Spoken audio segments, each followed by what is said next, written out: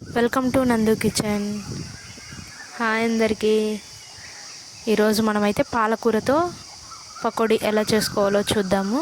రండి వీడియోలోకి వెళ్ళిపోదాం. ముందుగానైతే ఒక కట్ట పాలకూర తీసుకుని ఈ విధంగా మొత్తం అంతా వాటర్లో బాగా కడిగి ఈ విధంగా ఉంచుకున్నాను అనమాట. ఒక గుడ్డలో వేసి తేమ లేకోకుండా ఈ విధంగా చేసుకోవాలి. ఇలా చేసుకున్న తర్వాత చూడండి, ఇందులోకి 1 టీ స్పూన్ కారం తీసుకొని, అదేవిధంగా 1 టీ స్పూన్ సాల్ట్, కొంచెం జీలకర్ర, కొంచెం కొత్తిమీర ఇలా వేసుకొని ఇవి వేసుకున్న తర్వాత 1 కప్పు శనగపిండి అండి. 1 కప్పు అంటే 1/2 కిలో కంటే కొంచెం తక్కువ అనమాట. సో ఈ విధంగా శనగపిండి వేసుకొని ఇలా మొత్తాన్ని గట్టిగా ప్రెస్ అయిపోకుండా ఈ విధంగా కలుపుకోవాలి. గట్టిగా ప్రెస్ చేయడం వల్ల ఏమవుతుందంటే మొత్తం అంతా ఆకంతా నలిగిపోయినట్లు అవుతుంది. సో అలా కాకోకుండా నార్మల్గా ఈ విధంగా కలుపుకోవాలి. చూడండి, వీడియోలో చూపించిన విధంగా ఇలా మొత్తం అంతా మిక్స్ చేసుకోవాలన్నమాట. మీ పిల్లలు పాలకూర, ఆకుకూరలు ఏవి తినని వాళ్ళు ఉంటారు కదండి, అలాంటి పిల్లలకి ఎంచక్క ఇలాగా పాలకూరతో పకోడీ చేసి పెడితే మంచిగా తింటారనమాట. మీరు కూడా ట్రై చేయండి, మీ పిల్లలు తప్పకోకుండా బాగా తింటారనమాట. చూడండి, వాటర్ ఎక్కువ వేయకోకుండా కొంచెం కొంచెం వాటర్ వేస్తూ ఈ విధంగా కలుపుకోవాలన్నమాట. ఎక్కువ వాటర్ పోయకోకుండా, ఎక్కువ పోయడం వల్ల ఏమవుతుందంటే ముద్దగా అయిపోతుంది. పొడి పొడిగా ఉండడానికి మ్యాక్సిమం ట్రై చేయండి. లైట్గా కొంచెం కొంచెం నీళ్లు చల్లించుకుంటూ ఈ విధంగా పాలకూరను ఈ పిండిని అనేది మొత్తం ఈ విధంగా అంత బాగా కలుపుకోవాలన్నమాట.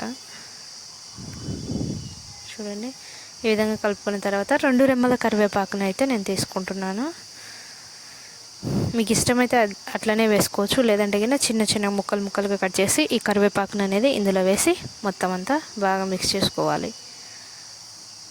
చూడండి, ఈ విధంగా అంతా కలుపుకున్న తర్వాత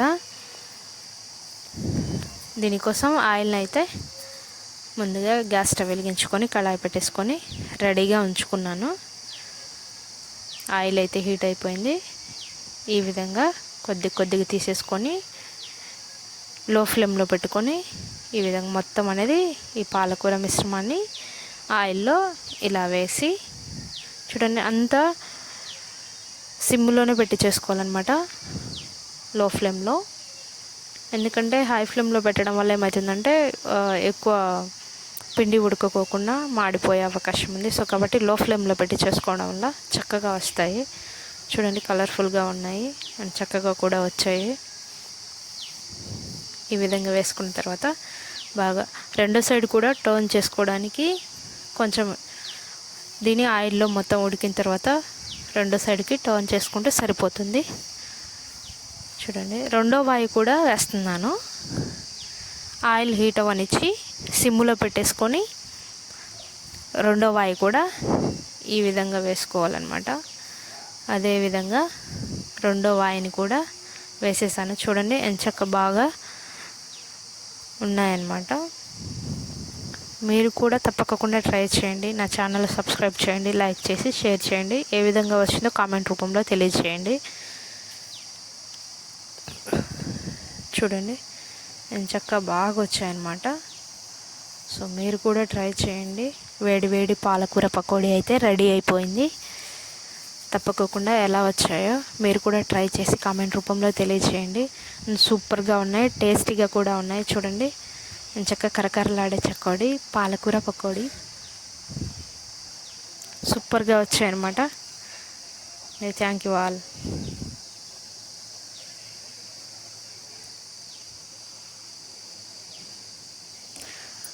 వేడి